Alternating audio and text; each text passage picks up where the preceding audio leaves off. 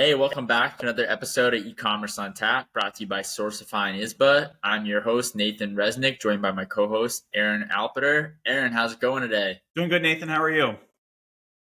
Amazing. I'm excited to dive into Thirdlove, which is the topic and brand that we're covering on E-commerce on Tap. It's, just an incredible e-commerce brand that's grown tremendously over the past, 10 years almost. But before we dive into Thirdlove, do you want to give a quick overview of what e-commerce on tap is for those that are listening for the first time?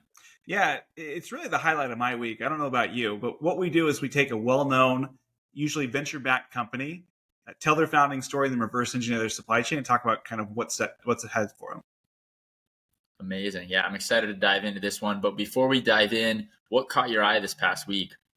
So two things, both in the shipping world. So the first thing is that there was a cat that ended up climbing inside an Amazon returns box and was shipped from Utah to California. Did you see this? It's crazy. Yeah. So I think the other part of the article is interesting is they were returning like 10 pairs of steel-toed boots. So the package weighed like 30 pounds or something like that. And the cat, I guess, crawled inside and they didn't notice it, the extra weight, taped it up, dropped it off, and we're kind of looking for their cat. And then basically it opens up. The workers are like, hey, we don't ship cats.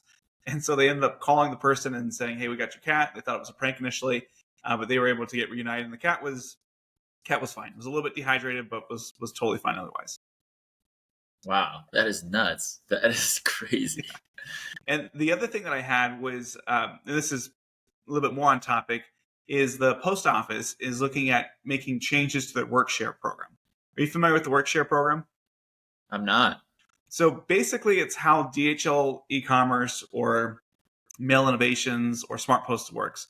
Basically, they are the ones that take the package from the fulfillment center. They are sorting to figure out which zip code it goes to, and then they use their network to basically turn that over to the post office really close to the delivery location.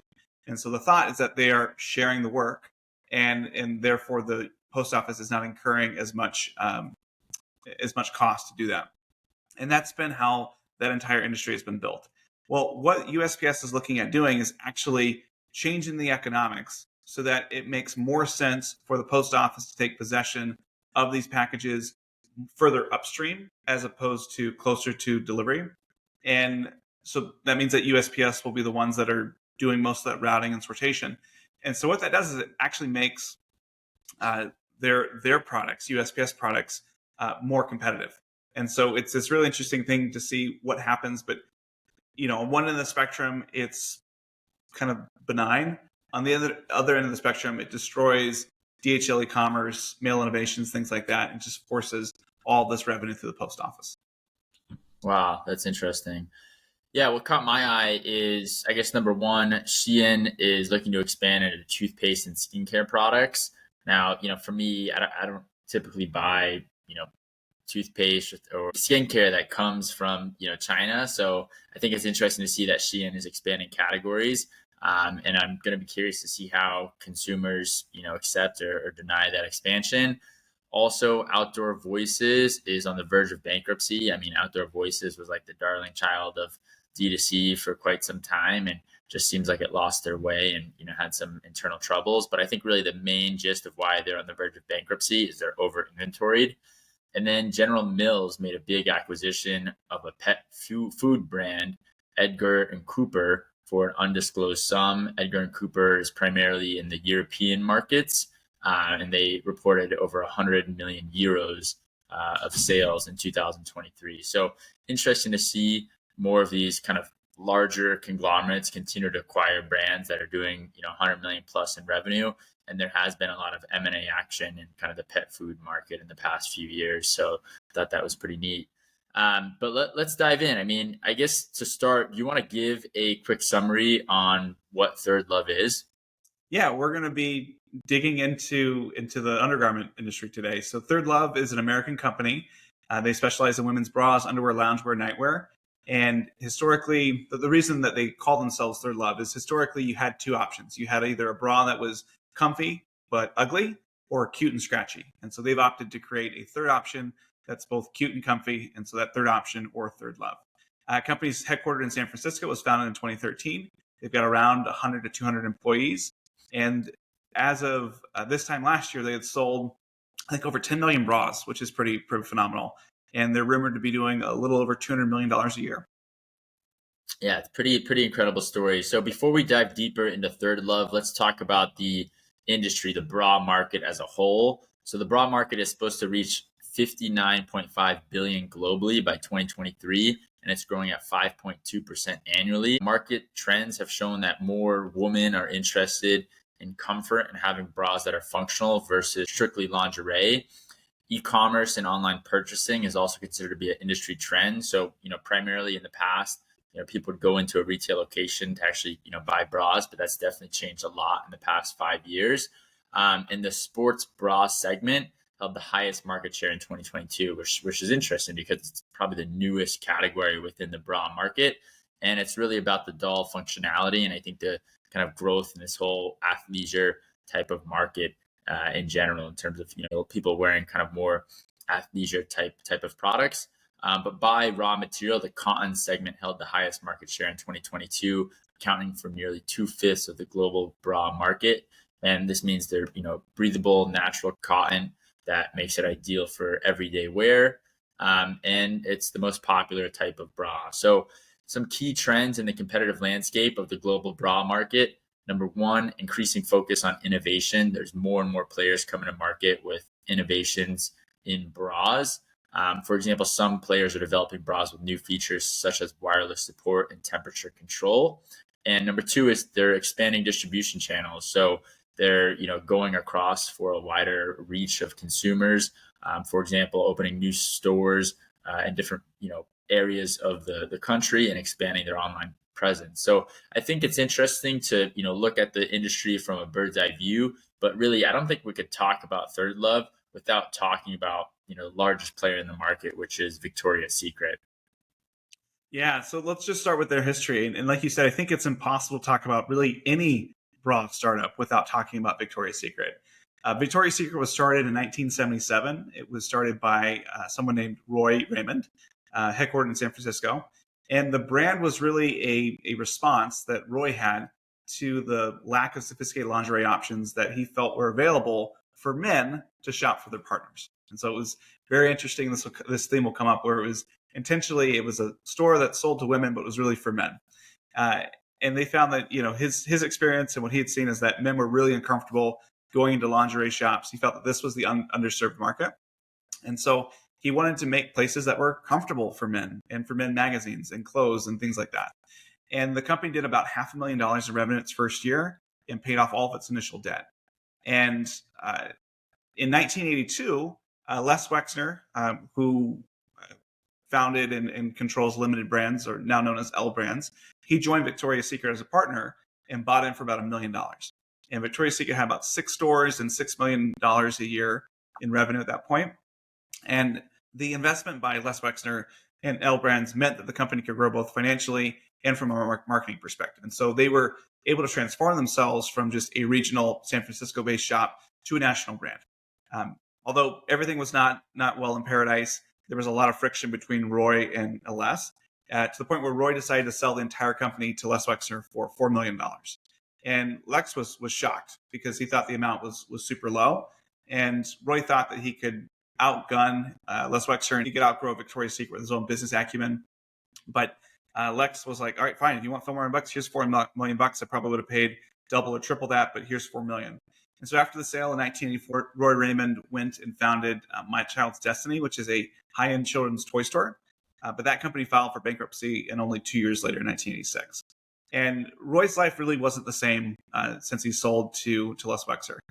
He had lots of financial failures with this venture, with other ventures. He lost all of his money. His relationship with his wife deteriorated. He lost his wife by 1993, and he became very depressed. And unfortunately, all this was kind of too much for him, and he jumped off the Golden Gate Bridge in 1993.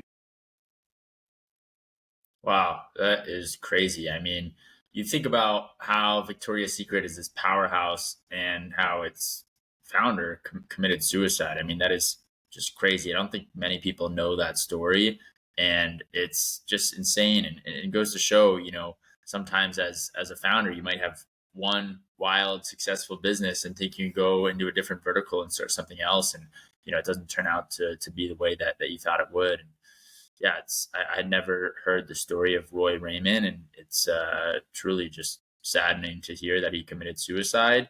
But it shows the history of Victoria's Secret, and I wonder too, would Roy have been able to grow it to the scale that it is today without that partnership with L Brands? It's hard to say. We're going back 50 years at this point.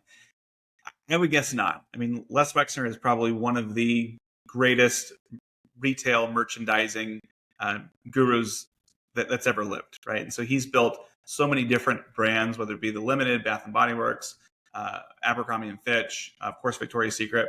And so it's really something where I think that Les Wexner made Victoria's Secret what it is today, and kind of the platform he was able to plug things into.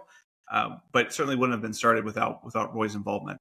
But kind of going back to the history of the company. So in 1995, Victoria's Secret started their famous fashion show that was held in New York. And in 1999 was the first time that was broadcasted online. And so it was one of the first large scale events that was streamed online, live on the internet. It's weird to think that 1999, the first streaming thing was then, and we're only a couple of decades removed, and we're able to stream as much as we can. But basically, from 2000 to 2010, this was really the pinnacle, the heyday of Victoria's Secret. And the brand, powered by its angels or supermodels, expanded its product lines to include beauty products, swimwear, apparel. And by 2010, it was the dominant force in the lingerie industry. It had leading market share. It occupied the mid to high end of the market from a pricing perspective, and they set the tone, right? So the industry was characterized by very glamorous and heavily marketed, heavily photoshopped types of things for a very specific type of woman. They had limited sizing, limited styles, and the marketing was usually sexualized. Again, going back to those roots where Victoria's Secret, even though women are their customers, they're really selling to men, and what the lingerie could mean for that. They were predominantly brick and mortar. Online wasn't really a thing in 2010. And they kind of were running into some issues with the way that the brand depicted some women. There's been a lot of research and kind of things that have come out about just the impact that the perfect image that Victoria's Secret put out had difficulties or caused harm to women, their self-esteem, their body images, things like that. But 2010, they were generating about $5.5 billion in revenue. I mean, it's incredible to hear the size and scale of Victoria's Secret. And, to give context, Thirdlove, which is, kind of a D2C darling brand that so many people admire, is estimated to do about 200 million in revenue. So it's really, it's such a small scale compared to where Victoria's Secret's at, but it goes to show that Thirdlove has a lot of room to grow. And I think it's interesting, as we dive into Thirdlove, to learn about the origin story in terms of who the founders are. So Heidi Zak is the CEO of Thirdlove. She's also the founder, and she grew up in Youngstown, New York. And her introduction to business was working at a small general store. She spent most of her youth in competitive gymnastics and realized that she wasn't going to compete in college. And so ended up going to Duke University without ever visiting, which is kind of a fun fact. I feel like so many people, spend time visiting their universities, but she loved her time at Duke, was a tour guide, and initially thought she wanted to be a lawyer. So she majored in economics and poli-sci and participated in their entrepreneurship program. After university, she moved to New York City and was working as an investment banker at Bank of America, focused on retailers for about 2 years. Then she took a role at McKinsey for 2 years, again, focused on retail. So, it is interesting that her background as a banker was really focused on retail, which I think will come to play later in Thirdlove's story. But she enjoyed covering the sector and longed to get into the operator side of things. So as she was a banker, she did have that desire to, become an operator of one of these brands at one point. And she then decided to go to business school. So she went to business school at MIT to kind of reset her career trajectory. And that's where she met her now husband, David Spector. And they together led the Graduate Retail Club. And she got kind of nervous because going into the summer, she didn't have an internship lined up in April for the summer. So while everyone else had consulting or finance internships, she and her co-founder of the retail club would, basically spend nights cold calling retailers that they knew would hire last minute. And she got connected to the head of HR at Aeropostale, who said that their head of strategy was looking for a summer intern. So she ended up working at Aeropostale, after this internship for a few years on their new business initiatives and markets team. So, I mean, what do you think would have happened had she not been as committed seeking out her own internship? Because to me, it seems like she has this background and history in retail, then wants to get to the operator side and gets to work at, one of the largest retail brands, Aeropostale, for a few years because she goes out and seeks this internship. Yeah, it kind of echoes to me the previous episode we did about athletic greens and Chris Ashenden, and really this idea of taking ownership and not letting life just happen to you. And so I think that this really just goes to show who she was and why she was wired to be a founder, even if that wasn't something that she had planned on. And, had she not been willing to spend hours and go seek out people who may want an intern as opposed to waiting for people to come to campus and look for her, it's possible she may have attempted to take another job, or she may not have had an internship. But you always have to respect people that go out and make their own luck. Definitely. I think it's a key part of the story. And, this is kind of how they stumbled into starting Thirdlove. So Heidi wanted to move to San Francisco. She ended up taking a job at Google, where her now husband was also working. And David eventually found his way to Sequoia Capital. But, I think this goes to show the culture of San Francisco in terms of it being so entrepreneurial friendly and entrepreneurial driven. They were both really encouraged by their friends who were starting companies. And so they thought, why not us? Why shouldn't we start our own company? And so they started looking at different ideas, trying to pick each other's brains and see what would stick. And so one day Heidi needed a new bra. And so she did what she'd done since she was a preteen. She drove to the mall and went to Victoria's Secret. And she didn't really want to engage with the workers there. She grabbed 25 different bras and tried them on, found one that kind of fit, and then bought it and left. And as she looked at the pink striped bra in her hands, she actually put it inside a tote bag that she was carrying because she was embarrassed by this like bright pink bra. And so she went home and looked online for a brand that, she thought the modern woman would want to wear. And she was surprised that nothing existed. Most bras on the market at the time were very vibrant, standout colors. And she didn't feel like there was a bra that fit this kind of modern woman. And so she realized that this could be a gap in the market. And so she told David that she may have found their idea. He was initially very skeptical, but most men would be, not knowing about the bra market, and told her all the reasons why this wouldn't work. David had co-founded a few startups in the past and seen many more opportunities at Sequoia. And I think it goes to show this kind of dynamic of trying to understand, how do you know when this idea is good, right? I mean, Aaron, we've both started different companies in the past. What kind of tells you, or what do you determine makes an idea good? I think for one is it doesn't go away. Despite knowing the worst case scenario, despite knowing how much work it's going to be, despite the fact that you know what you're up against, if you still go through that and recognize that, hey, it's not going away, then that's where it's generally a good idea. And at least for me, how I think about these sorts of things is I then start to invest time, maybe some money, to explore it. And at the very beginning, I'm looking for a reason to kill the idea. And if you can't find a compelling reason in the idea, then you kind of move forward, and then it becomes a question of, can you execute? The ideas are important, but the execution is so much harder. Yeah, and that's what Heidi and David, really did. They started to evaluate this idea, tear it apart, and eventually they contemplated leaving their jobs to pursue it full time. Their ultimate question to themselves was, would we regret not doing this? And the answer was yes. So, they really, to alleviate those concerns that their family had for quitting their jobs, they kind of put themselves and asked, well, what's the worst case scenario here, right? They go back and get other jobs at Google and Sequoia, after this. And so, they felt comfortable with that worst case scenario. And so they quit their jobs and invested $50,000 into this idea, and went to work on it in 2013. So the first thing they did was hire someone that knew about bras as their third co-founder, Rael Cohen.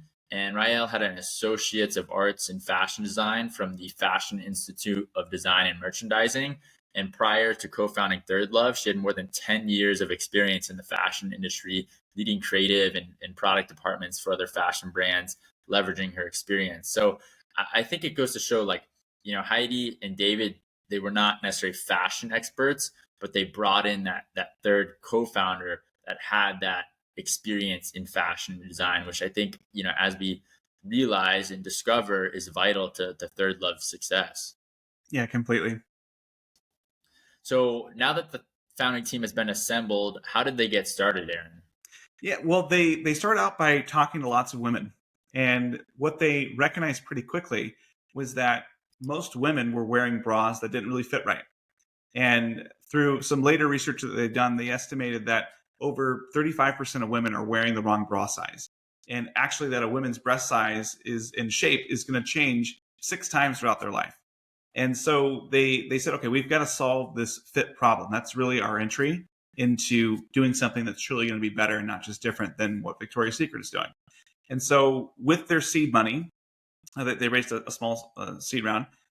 They focused on building out an app, and they had this app that helped women find their perfect fit, and ultimately decided to do something that was very radical, and that was to sell in half sizes rather than an A, B, C. They've got A and a half, B and 3/4, things like that.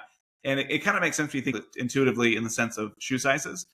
If I wear a 10 and a half, and there's a very big difference between a 10 and an 11.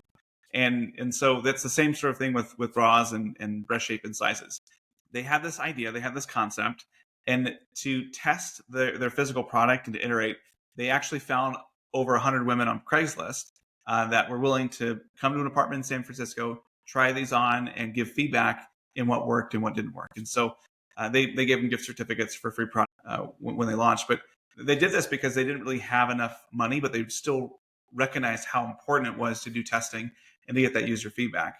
And this qualitative and quantitative information was really what went into developing those specs. And it took the better part of 1 or 2 years to really nail the product. Yeah, I mean, I don't know if I would answer an ad like that on Craigslist, even if it was for shoes or something that I really, enjoyed and admired. I mean, it is interesting to see how they really focus on product development from the early stages. And I think that's what set Thirdlove apart, right? Because, no other bra brand was innovating on sizing and their fit. And so I think it's really goes to show how important that third co-founder was to making this happen, because that was probably a pretty unique insight when they looked at the market in terms of understanding, well, how can we make this the quote unquote perfect fit for our customers. And so they did this by iterating and testing the product with over 100 people that they didn't know, which I think goes to show when you want best product feedback is going to come from people you don't know, right? So get out in the real world and test your product with real people. Yeah, for sure. And they focused on this fit piece, and that was going to be what they had to do. And so they took their seed round, they built their mobile app, and initially their entire website from scratch. And there were some interesting things that they were dealing with as they were trying to raise money and trying to get going. The first one is there were a lot of investors that didn't believe that women would want to buy a bra online. And it seems kind of antithetical to where we are today, but this was a product that was experienced. It was tried on. And so they just said, hey, your returns are going to be ridiculous. And so their answer to that was really investing heavily in the fitting technology. And that was enough to kind of get some investors on board to say, okay, here's how we're going to do it. And the other part too is I thought was interesting. It's just a side note that they built their own front end, so their own shopping cart, their own web page, all those sorts of things. And this was because in 2013, Shopify really wasn't mainstream. They eventually transitioned to Shopify in 2015, and they're now one of the bigger stores there. But this was all kind of happening as they're launching the business and getting going. Oh, and by the way, Heidi and David had their first kid. And so talk about kind of a stressful time and doing lots of things at once. They are launching a company trying to effectively do something that hadn't quite been done before, and they're new parents. Yeah, it's pretty nuts. I mean, they had so much going on, and I can only imagine how emotionally draining the first 2 years of business are, because number one, new brand, no one knows about Thirdlove. Number two, women in general weren't used to buying bras online. And so it was something that they really had to craft the new experience around. And they literally had an investor tell them to just give up. This business is clearly not working. But in 2015, they gathered 10 or so people at the company and said, we've got to figure this out. There wasn't too much to speak of from the 2 years of work they had put in. And so they started whiteboarding all the ways they could make this a no-brainer. And their distribution became a key part of their success. They launched this try before you buy program that gave you the bra for 30 days before you had to buy it. And you only had to pay for the return shipping if you did not like it. So this really helped instill and build trust with a customer base that was just getting to know them. And this was a major unlock for them and really enabled them to start to grow rapidly. I mean, not many companies at this time were doing like a try before you buy type of program. And so it was really innovative for Thirdlove to launch this. Yeah, and it comes back to the fact that they believed in their product so much. They knew from customer feedback that when women wore the bra, they loved it.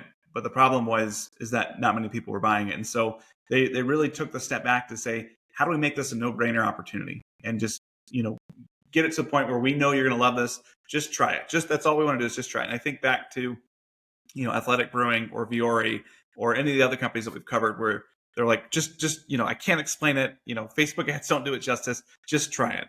And this is something that really was a bit of a gamble, and it was kind of a bet the company sort of moment because what they were doing wasn't working. They were burning through their cash. They were making dozens of dollars a day. I mean, Heidi talks about stories where there were days where they didn't have any orders. And imagine being a young e-commerce company and you're going 3 or 4 days without a single order, and then maybe on the fourth day you get one order, and you're like, yeah, this is not going to be a viable thing. And so they bet the company, and this could have backfired enormously just from a cash flow perspective if they had outlaid all of this inventory, right? They outlaid the cash for the inventory. Then they had basically given it to a consumer. And if the consumer didn't like it, it came back. And so you're kind of way upside down from a cash point of view. But I think this really goes into their fitting tech and how they were able to limit the amount of returns that they would get because they had such a great personalization flow to make sure that when the consumer ordered the product, it was the right product for them, and they were able to do well that way. Yeah, I mean, how did they reduce returns with their fitting tech, right? Because like their bras are so specific in size compared to the general market, and a lot of women weren't used to these, new sizes that Thirdlove put into place. I mean, what really encompassed their fitting tech to reduce returns? Yeah, they probably have one of the best personalization flows that's out there. And they have an online fitting room, and they have tens of millions of women that have gone through this fitting room. But it asks very specific questions, and you provide a lot of data in return about your physique and kind of where you are in life and things like that. And with that information, Thirdlove is able to suggest the best size for you and provide different options for you to choose from. And so this actually results in most women being suggested different sizes than what they were used to. And this can be a little bit jarring because someone may think that they're a B cup, but they're actually a C cup or an A cup or things like that. And so this really is something that they are able to size in and say, okay, here's exactly what you need. They send it to you, and more often than not, it's a home run. And so this is really something that has really been the unlock because anybody can do a try before you buy, right? You just have to have enough cash in inventory. But in apparel, which already has high returns, you're kind of inviting the fox into the henhouse, so to speak, and just saying, yeah, we want more returns. This isn't Rent the Runway, right? And so they're doing all of this work up front to make sure that when you do get something, they have focused on exactly the type of product that you need. And their whole ethos and their focus with this fitting store and with their customer service is they want to basically position themselves as your best friend that happens to be an expert on bras. And so this is really kind of how they go out and do that. Yeah, it's pretty incredible. And I think one thing that I love about Thirdlove as well is they leaned into a international development team, right? So, everyone knows Bay Area developers can be extremely expensive. And so at this start stage to lean into efficiency, of the development of their apps and technology, they actually created their software engineering team in Cordoba, Argentina. And so this is where they hired all their engineers in software development that really made this fitting technology come to play and really reduce their returns. So it was pretty incredible to see what they did. I mean, Thirdlove, started breaking ground and really innovating across every sector. So number one, we talked about them selling bras online with a virtual fitting room. Number two, their try before you buy program. Number three, using real women in their marketing campaigns, which was extremely different than Victoria's Secret that had their fashion show and was really trying to, quote unquote, mold this ideal woman.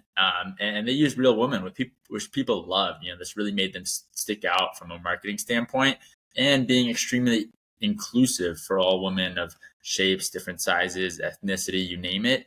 And it goes to show from their revenue, right? Because they ended up doing $1 million in revenue in 2015, and then grew to $66 million in revenue in 2017 and $109 million in 2018. So I think it's just incredible to see their growth and really them firing on all cylinders when it comes to, great marketing campaigns, great technology that's going to lower returns, and just efficiency when it comes to the development of these different, verticals that help them grow. Yeah, absolutely. They kind of went from being worried, are we going to be around anymore, to now thinking about the world that they wanted to operate in. And they were given a great opportunity to basically make a statement by Victoria's Secret. And so in 2018, the CMO of Victoria's Secret, who happened to be a man, gave an interview to Vox, which was basically a hit piece on Thirdlove. He talked about how Victoria's Secret is not someone's third love, we are their first love. That was the basic title of the article. And so his comments really came off as tone deaf, but also indicative of kind of how Victoria's Secret was thinking about things at the time. He talked about how they had tried plus size models in the early 2000s and people didn't like it. And talked about how they would never have a trans model, or that the fashion show is really entertainment for women and that women love it. And this article came out on, say, a Friday, and that week his phone's being blown up as different people are reaching out to her and saying, hey, did you see this? And she and her team felt like the message and the world that Victoria's Secret was creating really didn't represent the women that they knew or the world that they wanted to live in. And so only days after the article was published, they ran a full-page ad in the Sunday edition of the New York Times. And the ad was structured as an open letter from Heidi to Victoria's Secret. And in it, she called the Victoria's Secret CMO comments demeaning and disrespectful to women, and basically just kind of gave their manifesto, effectively. This is after they had started a campaign to boycott the Victoria's Secret's fashion show, and they launched an online petition together with a model who was a well-known plus-size model. And so this was very much on brand with them. They had this huge opportunity, kind of like Blenders and Deion Sanders and the Colorado State story that we shared. But they got enormous press attention and got a huge amount of goodwill from consumers because of this. And so this was kind of the right moment and ended up being a very good thing for them. But kind of my question for you is, when is it wise to pick a fight with Goliath? Yeah, I mean, I love this. I love the strategy that Thirdlove put into place against Victoria's Secret. I think they got a ton of attention for this, and it worked well for them. They continue to grow. I think when it comes to picking a fight with a Goliath and using it as a marketing strategy to grow, I mean, especially when that Goliath responds, you're going to get so much attention. So I think the key is making sure, number one, you can't get any legal trouble for it. So the Goliath can't, sue you for something that you might have said that might be false about them. So I think that's number one, making sure that your lawyers approve of what you're going to, do and say from a marketing standpoint. And I think number two, when you see a Goliath slip up like this, you have to move quickly and swiftly and make a strong statement and bold statement. And that's exactly what Thirdlove did. So hats off to, their marketing team and whoever implemented this at the time, because I really do think they took a great approach to Victoria's Secret's, slip up, and just, goes to show their CMO really didn't know who their customer is. Yeah, it's kind of interesting because it sounded like they started the fight a little bit by trying to get people to boycott the fashion show. But Victoria's Secret, I think in this case, definitely fired the first shot by having that hit piece out that talked about how they're not someone's third love, they're their first love. And so, part of it is, I don't know if Goliath picked a fight with them or they picked a fight with Goliath, but I think they responded wonderfully. And, it's kind of funny because there are some brands out there that might be like, hey, yeah, we're about to launch, and let's go yell at Amazon, or let's go yell at Walmart for doing something bad. And at that point, you're just not credible. Like, it's not worth doing. And so you kind of have to be at the right level of scale where it actually means something, where they know who you are, right? And they see you as a competitor versus just a brand. And so I think, it's an interesting thing to see the stars align that way. Yeah. I mean, I think it was pretty incredible in terms of how they got so much attention. This kind of back and forth with Victoria's Secret, it was amazing. And Thirdlove has ran into a little controversy. Former employees did speak out against the company and David specifically for creating a difficult work environment in 2019. And so David, stepped away from active management in the company in 2022. But they've continued to grow. So they started opening retail stores in early 2020 with, COVID. Obviously, that wasn't the best timing. And so they had to conduct some layoffs and sales slowed down, during COVID because of that retail expansion that they missed time because of the pandemic. But since the pandemic, they've continued to open up stores and offer a kind of personalized one-on-one fitting meeting with an expert, which I think is a pretty great way to continue to build customer loyalty. And they continue to innovate with products. So they've continued to grow pretty tremendously. Do you want to give kind of a timeline milestone update of Thirdlove starting in 2013, Aaron? Sure. Yeah. So 2013, the company was founded in San Francisco, and they were able to raise a $5.6 million seed round that was led by NEA. In 2015, again, this is after they've gone through all the product stuff and they are kind of just doing their try before their buy. They were able to cross $1 million in revenue, which again, it's $1 million. I would love to have $1 million a year in like a paycheck, but for all intents and purposes, this was a very, very rough, very long time to get to your first million. So I can understand why some investors said, hey, this maybe isn't going to work. In 2016, they had a Series A of $8 million that was led by NEA. And in 2017, they had their first significant milestone, so $66 million in revenue. In 2018, the company became profitable, and they had $109 million in revenue. In 2019, they raised their Series B, it's about $55 million, led by Allen and Company, and they had quite a few well-known women that were investors. So they had Susan Wojcicki, YouTube CEO, Katie Couric, Tim Armstrong, not a woman, but AOL CEO, invested in there. And so here they are kind of squarely in that $100 million revenue range. In 2020, with the pandemic, they had to lay off about 30% of their workforce, and they actually saw their business slow down. So they dropped prices somewhat aggressively in order to increase their online sales. In 2021, they had an undisclosed venture round led by Halogen Ventures. I know that team. Jesse Draper is fantastic. Thirdlove also decided to launch into sportswear. And so they launched sports bras in 2021. In 2022, they had their first acquisition where they acquired a company called Kit Undergarments, which allowed them to expand further into the underwear segment. And in 2023, they were in swimwear. They just dipped their toe in that. And they are starting to launch on Amazon to leverage the delivery speeds and resources. And so it looks like they're leveraging Amazon from a fulfillment perspective, which is interesting to see a brand that large that's doing that. And again, their estimated revenue in 2023 is about $222 million. It's pretty incredible. I mean, what sticks out to me on the timeline is just how long it took them to get to $1 million in revenue. I mean, most e-commerce brands that raise that size of a seed round are pushing for $1 million in revenue very quickly. I mean, less than 6 months, and it took them a long time to get to that revenue milestone. So that's what really stuck out to me. And it also is a bit surprising that they had to conduct major layoffs during COVID. I mean, I think in general, right off the bat, the COVID-19 pandemic was a shock for many and disrupted so many supply chains that, there was a lot of layoffs right off the bat in COVID. But most brands grew tremendously during COVID, and Thirdlove did as well, but, just in a different way, it seems. Yeah.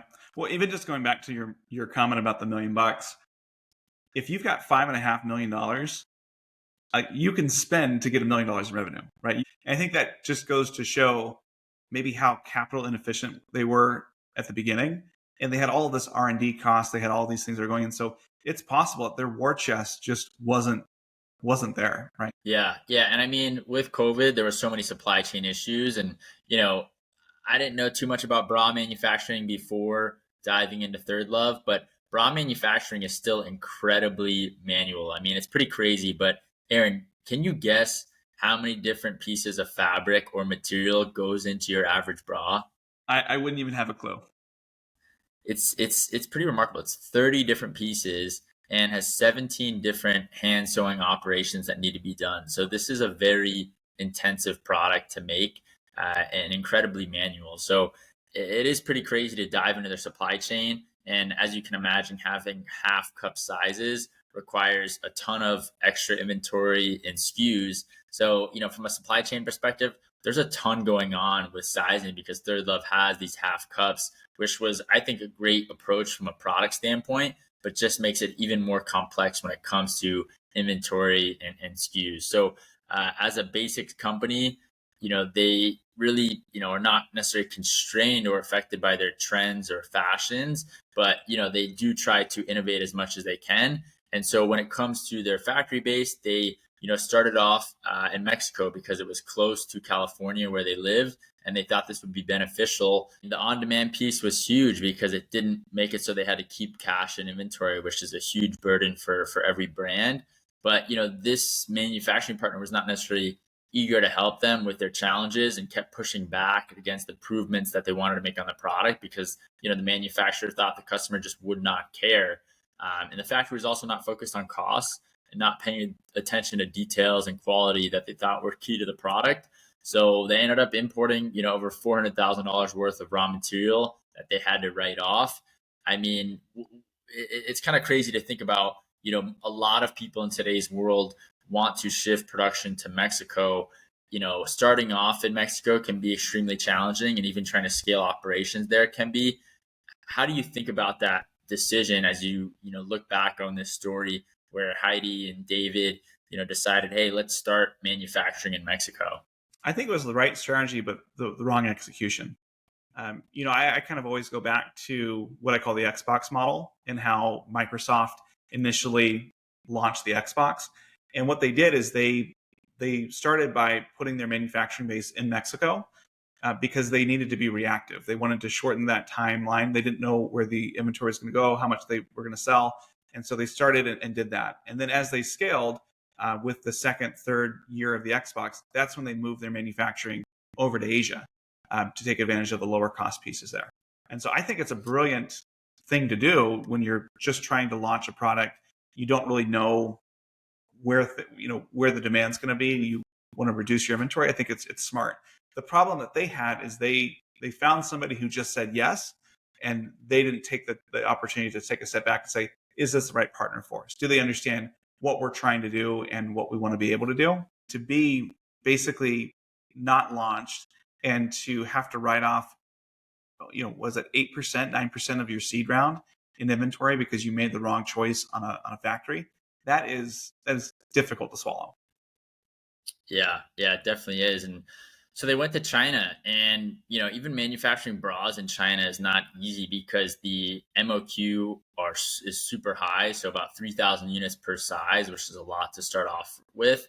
And a lot of these manufacturers in China didn't want to work with them because they were using these half cup sizes, which they weren't used to before. So they had to pitch so many manufacturers before they were actually admitted by one. And most of them were turned off because they had different sizes and half cup sizes. And many of these brands were already producing for major brands and were just unsure about working with a startup. And it's what a lot of startups face when they go to find a manufacturing partner in China. Number one, there's challenges meeting MOQs. Number two, it's really hard to forecast. Number three, usually you're doing something innovative from a product standpoint. So you actually have to go in and pitch these manufacturers, these factories, to accept you, basically, which most people don't realize. Most people think you just show up to a factory that's already producing your product and, oh yeah, we want more business, so we'll accept you. But they don't realize there's a lot that goes into every product when it comes to manufacturing it, and especially with bras. So they eventually found a partner in Asia that not only shared their vision, but helped them with R&D. One example of this is making their bra tags less scratchy, which was a great innovation. Yeah. I mean, I can't underscore how important having the right manufacturing partner is and the right relationship. And again, yes, you need capabilities, you need the economics to work, but having somebody who is in tune with what you're trying to do and is going to be an active and willing participant in the creation of that outcome is just so important. Yeah. What does their international strategy look like? Are they shipping abroad right now? What does that look like? They are. When I dug into it, I was actually surprised that they weren't doing more of this and that they weren't doing it better. So they do ship to 37 countries outside the U.S. But it's kind of very much of a, hey, we're a U.S. company, we'll ship overseas, and like you'll have to wait for it. So it's one of these things where I think that this is a good opportunity for them. In some cases, it's like if you're not going to do international well, don't do it. But I think there's some very small things that they could do that would allow them to ship faster, make the returns better, and basically just give it a little bit more of a localized experience versus just a Canadian ordering something from the U.S. and having to wait 2 weeks for it to cross the border. Yeah, definitely. I mean, I will say on the returns front, I do like for their customers that they're offering a 60-day refund window, which is great, and that they actually donate these returns to women's shelters versus destroying these garments like a lot of other providers or companies do in the industry. So I thought that was a plus. Let's talk about their exit strategy, right? Because earlier in this episode, you heard us talk about the size and scale of Victoria's Secret. Thirdlove is growing, they're profitable, they control their own destiny. What does their exit strategy look like? Yeah, Aaron? so today, Thirdlove is the third largest underwear brand in the U.S. So they're following Victoria's Secret and American Eagle. And so that is a huge accomplishment. The fact that they're number three with these two very well-established public companies is pretty awesome. They are profitable, which means that they control their own destiny, and they have value to an acquirer should someone want to buy them. Their strategy right now appears to be that they're going to expand into different categories. So loungewear, underwear, swimwear, sportswear. They want to do more of that versus selling more of the same products and either having deeper penetration in the U.S. Or expanding geographically. On one hand, run the risk of splitting their focus and only having mediocre performance or mediocre products if they don't execute well. On the other hand, if they are able to do this well, they gain the benefit of creating a master brand like a Victoria's Secret that could eventually expand into virtually anything. And so it's one of these things where you look at this and it was probably much easier for them to say, all right, let's go international or let's go deeper, maybe do more into retail, than trying to create the master brand strategy. But maybe they feel like they want to do the hard part first and they want to leave international expansion on the table for an acquirer. I think all that being said, they still have plenty of room to grow in the U.S. Victoria's Secret sold over $6 billion, in 2023. So, Anna, what's your thought on this whole? Should they go international? Should they go deeper into retail, or should they try to create a master brand? Yeah, I mean, I think there's some easy international wins that they could implement, like, Canada and maybe opening up a fulfillment center in Europe as well. I mean, there's some international expansion they could do and still leave room on the table for an acquirer. So for me, I would probably lean to that, especially in Canada. But, retail in general can hurt, especially, when you're distributing your products across, all your different retail locations that are owned by Thirdlove and have to be operated by Thirdlove as well. So I think that's even harder to do in my perspective. But maybe that's because I know supply chain and like the logistics of dealing with international shipping and international expansion. So maybe it's just that their team isn't suited yet to expand internationally.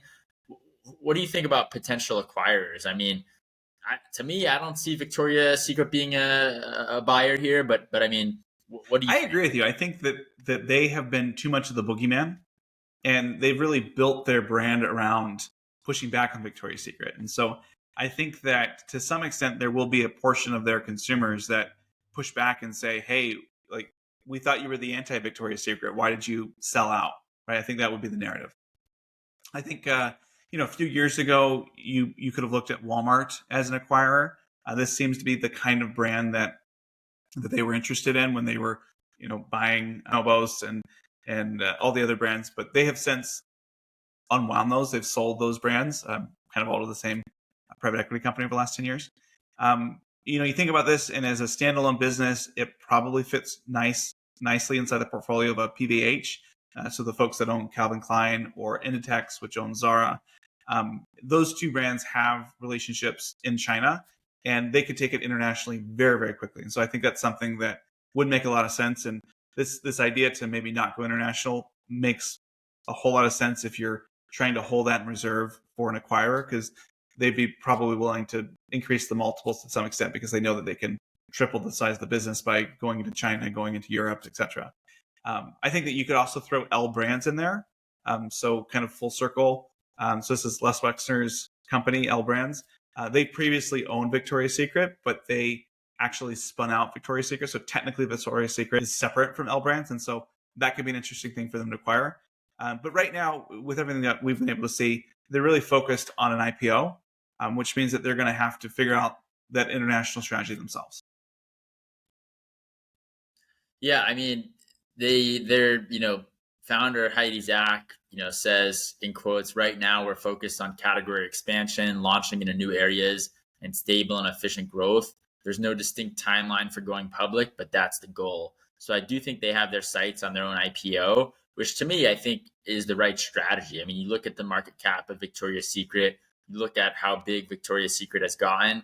And when you go public, you do have different financial instruments and cords that you can pull that might, help them expand internationally more efficiently and help them, expand their brand. So, I mean, number one, I think Thirdlove is an incredible story. I mean, you think about how they started and their slow start to where they've gotten to today. I mean, it is just incredible execution. But I think number two, they also have a lot of room to expand.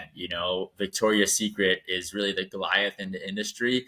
And I would like to see them lean into that. I think they could do a lot of cool marketing stunts to further lean into that story. So, I mean, I'm excited for what the other marketing campaigns that they launch around. Yeah, I'm going to disagree with you a little bit. I don't think an IPO would make sense, or I guess I'll disagree with Heidi. Because when you IPO, okay, they're doing $200 million now. Let's suppose they get to 300 and then they decide to IPO. They'll IPO for $1.5–2 billion. Like that'll be the market cap. They're profitable, so they should be able to hold that value. But that size of an acquisition is not outside the realm of possibility for any of these other companies. And so you kind of put yourself at risk of being acquired by somebody you don't want to be acquired by because you're a public company that just buy your stock.